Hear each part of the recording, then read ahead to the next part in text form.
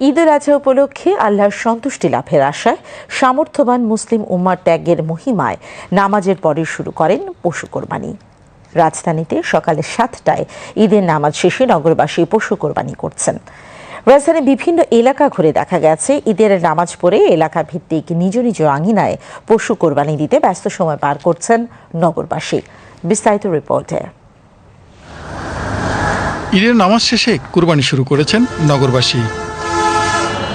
সকালে রাজধানীর রামপুরা, মৌচাক, রাজারবাগ ও মতিঝিল সহ বিভিন্ন এলাকা ঘুরে দেখা গেছে ঈদের নামাজ শেষ করেই পশু কুরবানি দিতে ব্যস্ত সময় পার করছেন সামর্থ্যবান মুসলিম সমাজ।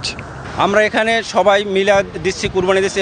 মনের যে কালিমাগুলো আছে এগুলো দূর করে আসলে কোরবানি করা আর কি। দিনের প্রথম ভাগেই বাসাবাড়ি ও নির্ধারিত স্থানে পশু কুরবানি শেষে বর্জ্য অপসারণ করছেন অনেকেই।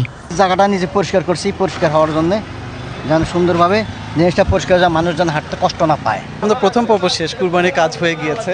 এখন আমরা যেহেতু সিটি কর্পোরেশনের সুবিধার জন্য ওনাদের নিতে যে সুবিধা আমরা ওইভাবে ব্যবস্থা করে দিচ্ছি। এদিকে দ্রুত ও নির্ধারিত সময়ের মধ্যেই বর্জ্য পরিষ্কারে 2 সিটি কর্পোরেশনের পরিচ্ছন্ন কর্মীরা কাজ করছেন নগর জুড়ে। যারা গরু জব করে বর্জ্য হয় ওইটি আমরা নেই নিয়ে পরিষ্কার করে ফেলাই।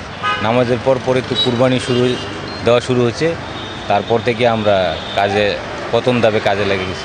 জনস্বাস্থ্য ও পরিবেশ সুরক্ষা নিশ্চিত করার আহ্বান জানিয়ে পবিত্র ঈদুল আজহা উপলক্ষে কোরবানির পশুর বর্জ্য সর্বোচ্চ 12 ঘন্টার মধ্যে অপসারণের নির্দেশ দিয়েছেন প্রধানমন্ত্রী। রাজধানী ঢাকাসহ দেশের সকল সিটি কর্পোরেশন ও পৌরসভাকে এই নির্দেশনা দেওয়া হয়েছে। Sheikh Ali, BTV news.